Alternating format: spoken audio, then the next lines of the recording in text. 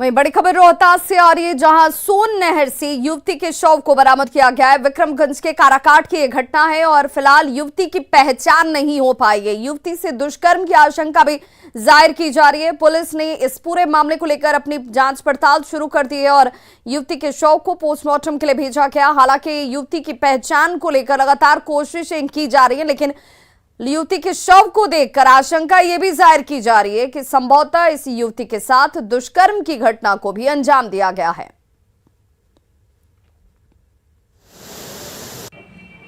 हत्या करके फेंक दिया हुआ प्रतीत होता है। अज्ञात शव है और रेप की संभावना है।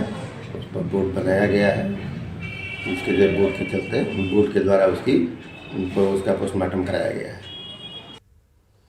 जातिगत गणना के मुद्दे पर सुप्रीम कोर्ट से बिहार सरकार को बड़ी राहत मिली है। कोर्ट ने जातिगत गणना पर जारी नोटिफिकेशन के खिलाफ दायर याचिकाओं पर सुनवाई से इनकार कर दिया है और याचिकाकर्ताओं को पटना हाईकोर्ट जाने के निर्देश दिए। बिहार में जातिगत गणना को लेकर जारी नोटिफिकेशन के खिलाफ सुप्रीम कोर्ट में कुल 3 याचिकाएं दाखिल की गई थी। याचिकाओं में कहा गया कि जातिगत गणना का नोटिफिकेशन संविधान की मूल भावना के खिलाफ है, लिहाजा इन नोटिफिकेशंस को रद्द किया जाए। लेकिन सुप्रीम कोर्ट का सुनवाई से सीधे तौर पर इनकार और सुप्रीम कोर्ट ने कहा कि आप पटना हाई कोर्ट जा सकते हैं और इसके निर्देश दिए गए। बिहार में जो जातिगत जनगणना की शुरुआत बिहार सरकार के द्वारा किया गया है, उसके मुतालिक सुप्रीम कोर्ट में आज 3 पिटीशंस सूचीबद्ध किए गए थे सुनवाई के लिए। माननीय सर्वोच्च न्यायालय ने आज तीनों पिटीशन पे सुनवाई की और सुनवाई के बाद माननीय सर्वोच्च न्यायालय ने ये आदेश पारित किया कि सारे याचिकाकर्ता पटना उच्च न्यायालय के समक्ष अपना याचिका पेश करें। क्योंकि यह मामला बिहार का है और बिहार उच्च न्यायालय को इस मामले की सुनवाई करनी चाहिए, लिहाजा सारे याचिकाकर्ताओं को पिटीशन वापस करके माननीय उच्च न्यायालय में फाइल करने की इजाज़त दी है। कानून की व्याख्या में कहीं भी राज्य सरकार को यह अधिकार कि वो अपने निवासियों की गणना करे, उनके सामाजिक, आर्थिक, राजनीतिक प्रतिनिधित्व इत्यादि का सर्वेक्षण करे, इसका कहीं प्रतिबंध संविधान में नहीं है। अपितु राज्य सरकार को यह अधिकार प्राप्त है कि वो जाने कि उसके राज्य के निवासियों की अवस्था क्या है, उनकी आर्थिक हालत क्या है, शैक्षणिक स्थिति क्या है, उनका राजनीतिक प्रतिनिधित्व क्या है। ये जाने बिना बहुत सारे आरक्षण के नियमों का पालन सुनिश्चित करना व्यवहारिक तौर पर कठिन होता है। इसलिए ये बिल्कुल संविधान के अनुरूप बिहार सरकार का निर्णय है और उस निर्णय में माननीय उच्चतम न्यायालय ने हस्तक्षेप करने से मना कर दिया। उन लोगों ने, जब माननीय उच्चतम न्यायालय ने मना किया, उसके बाद उन लोगों ने कहा कि उनको हाईकोर्ट जाने की छूट दे दी जाए। तो न्यायालय ने कहा कि ठीक है, आपको हाईकोर्ट जाने से हमने रोका तो है नहीं। बिहार में जातिगत गणना के खिलाफ दायर याचिका को सुप्रीम कोर्ट ने सुनने से इनकार कर दिया है, जिसे डिप्टी सीएम तेजस्वी यादव ने बिहार सरकार के लिए एक बड़ी जीत बताया और सुप्रीम कोर्ट के स्टैंड का स्वागत किया। कहा है कि ये पिटीशन जो है केवल पब्लिसिटी के लिए है, ना कि पब्लिक की चिंता के लिए है। और सुप्रीम कोर्ट ने ये भी कहा है कि जब तक सर्वे नहीं होगा तब तक पता कैसे चलेगा कि भाई किसको कितना आरक्षण देना है और कौन गरीब है।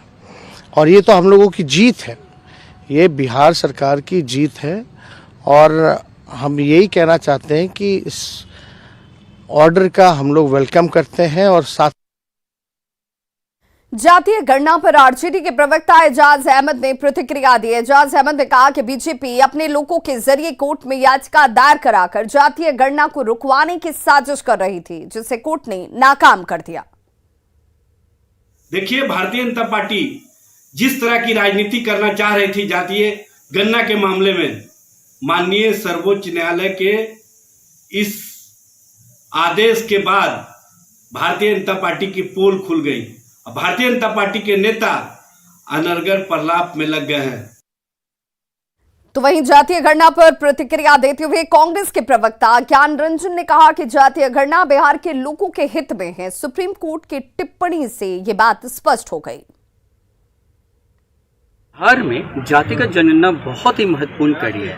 अब तो कोर्ट ने भी याचिका को ये बताते हुए लोअर कोर्ट में दे दिया कि ये पब्लिसिटी इंटरेस्ट में है।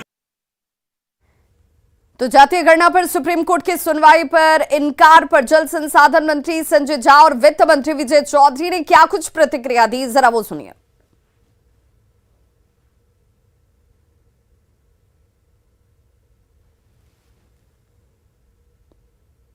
देखिए, ये तो बिहार सरकार और मुख्यमंत्री नीतीश कुमार की नैतिक जीत है कि जो जाति आधारित गणना का इन्होंने शुरुआत की थी और उसके खिलाफ कुछ लोग साजिशन सुप्रीम कोर्ट तक पहुंच गए। आखिर सोचिए कि इसके खिलाफ में कोई क्यों जा सकता है? वही लोग जो गरीब लोगों का भला नहीं चाहते हैं। सुप्रीम कोर्ट में जो जातीय गणना है उसको लेकर के जो लोग गए थे उसको डिसमिस कर दिया गया है। और आपको पता है ऑलरेडी ये गणना तो ऑलरेडी बिहार में ऑन है और जिस पैरामीटर पे किया जा रहा है, मेरे ख्याल से पहली बार एक ऑथेंटिक गणना कास्ट का बिहार से निकल के आया।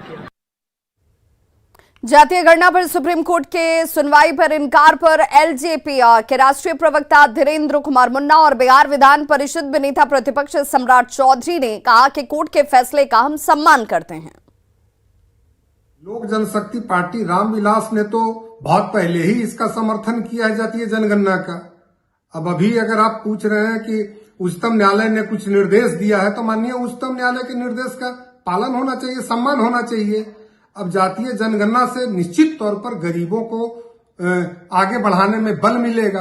अब ये देखते हैं कि आगे किस तरह से और आगे इसको बढ़ाया जा सकता है। बिहार में आज के तारीख में कोई जाति गणना हो ही नहीं रही है। आज तो सिर्फ जनगणना हो रही है। जो देश के प्रधानमंत्री आदरणीय नरेंद्र मोदी जी ने पूरे देश में जनगणना शुरू किया है वही हो रहा है।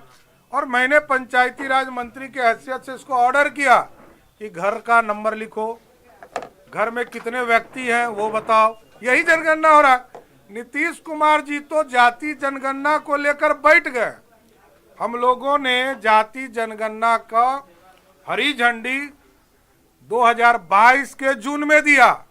नीतीश कुमार क्यों लेके बैठे हो ये जानना चाहता हूं मैं कि नीतीश कुमार जी की और तेजस्वी की सरकार जाति जनगणना विरोधी है। 8 महीने से यह जाति जनगणना क्यों नहीं करा रही है ये जानना चाहता हूँ। ये तो अब सुप्रीम कोर्ट को तय करना है कि सुप्रीम कोर्ट क्या निर्णय लेंगे, ये सुप्रीम कोर्ट तय कर सकता है। तो हम करबला मैदान में इकट्ठा हुए हैं, उनकी इज्जत के लिए हम शहरों को भी करबला बना